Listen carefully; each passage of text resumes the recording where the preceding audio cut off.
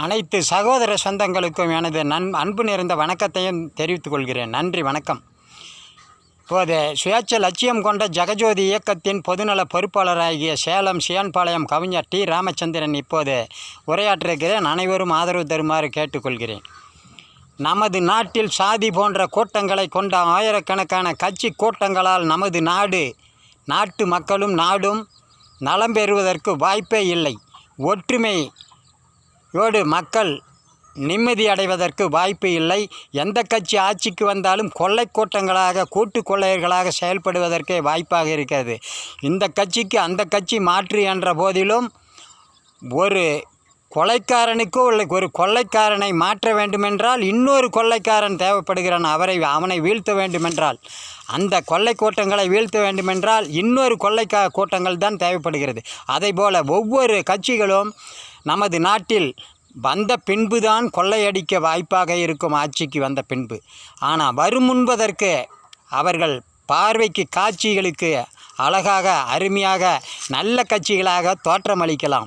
எப்பேட்ட கொம்பு முளைத்தவனாக இருந்தாலும் நமது நாட்டில் கட்சி என்ற ஒன்று வைத்துக்கொண்டு தனக்கென்று ஒரு சாதி போன்ற கூட்டங்களை வைத்துக்கொண்டு நல்லாட்சி செய்வதற்கு வாய்ப்பே இல்லை. அவன் போட்ட முதலை எடுப்பான், மீண்டும் மீண்டும் கோட்டை கட்டி அவன் குடும்ப வாழ்வுக்கு சொத்து சுகங்களை சேர்ப்பான் என்பதுதான் நியதி. மீண்டும் அவன் போட்ட முதலை எடுப்பதோடு அடுத்த தேர்தலிலும் நிற்பதற்கு அவன் கொள்ளையடிப்பான் என்பதே உண்மை ஆகும்.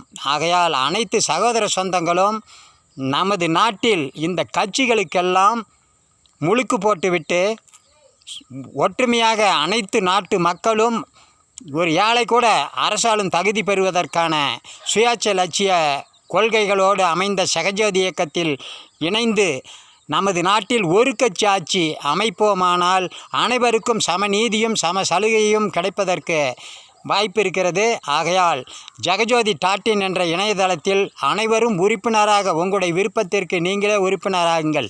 இந்த கட்சி கூட்டங்களைப் போல இந்த ஜெகஜோதி இயக்கத்தில் சுயேட்சை லட்சியத்தில் உறுப்பினர் சேர்க்கை நடைபெறாது. விளம்பரம் கொடுக்கப்படும். இந்த பொறுப்பாளர் போட்டால் கூட இந்த கொள்கைகளை உரையாற்றுவார்கள். மக்களிடையே விழிப்புணர்ச்சியை உருவாக்கும் வண்ணம் இந்த கொள்கைகளை பரப்புவார்களே தவிர, ஆனால் உறுப்பினர் சேர்க்கை இந்த இயக்கத்தில் சேர்க்கை நடைபெறாது. ஏன் என்று கேட்டால், தன் இஷ்டத்திற்கு சொந்த பந்தம் சாதி சனம் என்று மாமன் மச்சான் என்று உறுப்பினர் சேர்க்கை சேர்த்து கொண்டு தானே இந்த கட்சிகள் கொள்ளையடிக்கிறது, கூட்டு கொள்ளையர்களாக திட்டம் போட்டுக்கொண்டு. ஆனால் அதுபோல் இருக்கக்கூடாது என்பது தான் இந்த சுயேட்சை லட்சியம். மக்களை அனைவரும் சிந்தித்து பார்த்து செயல்படுங்கள். நம் கட்சி, நம் சாதி, நம் கூட்டம் என்று ஆட்சிக்கு வந்தால் நமக்கு நல்லது என்று செயல்படாதீர்கள். பொதுநலமாக நல்லது நினைத்தால் நல்லதே நடக்கும் என்ற நன்றி கடனை மனிதனாக பிறந்த நீங்கள் அனைவரும் கடமை கொண்டு செயலாற்றுங்கள். நன்றி, வணக்கம். சுயேட்சை லட்சியம் தொடரும். ஆகையால் எந்த கட்சி ஆட்சிக்கு வந்தாலும் அந்த கட்சியை எதிர்த்து ஒரு கட்சி ஜெயிக்க வேண்டுமென்றால், அவர்களை வீழ்த்தி ஆட்சி பிடிக்க வேண்டுமென்றால் கஷ்டம். ஆகையால் நீங்கள் அனைவரும் நோட்டாவுக்கு வாக்களியுங்கள் என்று தான் கேட்டுக்கொள்கிறேன்.